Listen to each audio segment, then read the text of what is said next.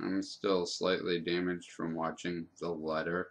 So, no movie this time. We're going to go with a TV show again. And we're going to go with Relic Hunter. Relic Hunter starred Tia Carrere. It ran for 3 seasons, starting in 1998, in 66 episodes. Tia Carrere plays Professor Sydney Fox as she travels the world looking for missing, stolen, rumored, and sometimes mythological items from throughout history. There's something you'll notice about this show right away. All the extras, bit parts, and one-line roles are played by people that have a certain thing in common.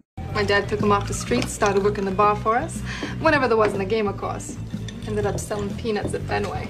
Anything for his Red Sox.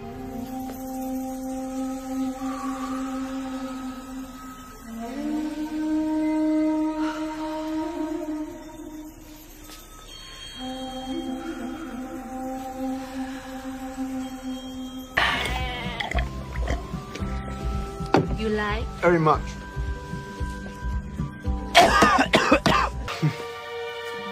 Nigel!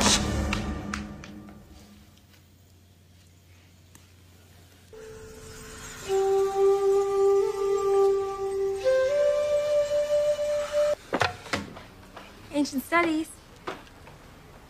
She's kind of busy, actually. Can I take a message?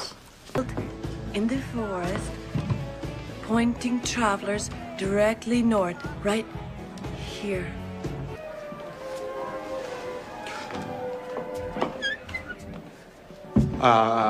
Clothing optional spa. No, Oh, thank God.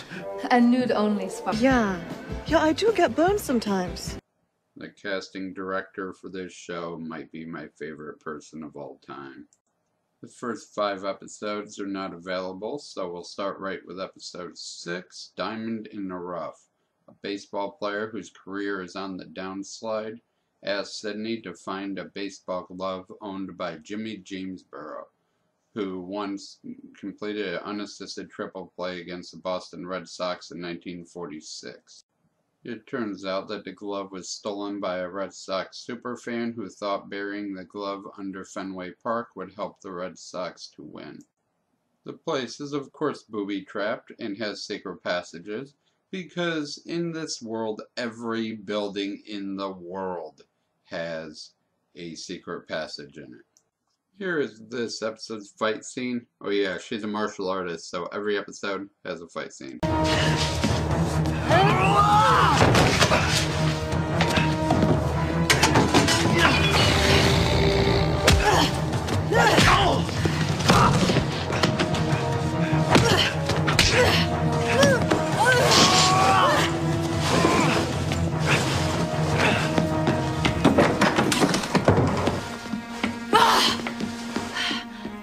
Overall, this episode is important because it is the first episode to feature Kurt Reiner, who will be a recurring rival of Sydney for a couple episodes throughout the series. It also shows that she doesn't go just after super awesome items. Sometimes just a baseball glove is cool and ends up having a good moral message at the end of the episode too. Episode 7 is called Transformation, and a government super spy tracks down Sydney and forces her to help him find the scrolls of Paracelsus that are rumored to have the power to turn lead into gold.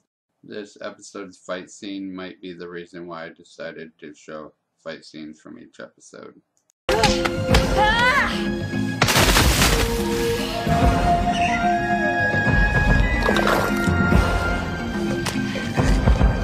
Not bad.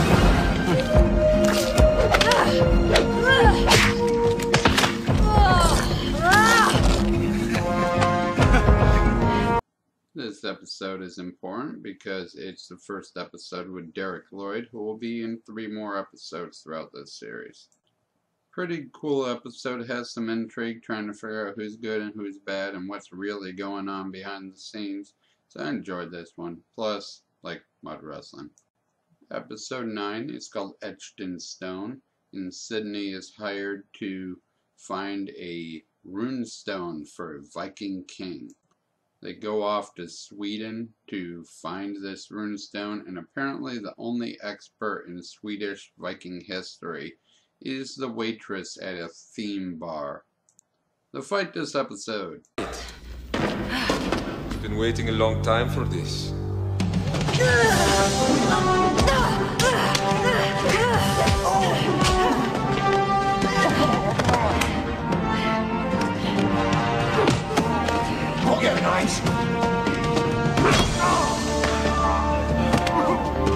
This is his second episode with Stewie in it. He is a really rich dude that just bribes the university whenever he needs help, and the president forces Sydney to travel the world and help Stewie find stuff. But he's kinda scummy and is after things for the money, not for historical value. Overall, this was a pretty good episode.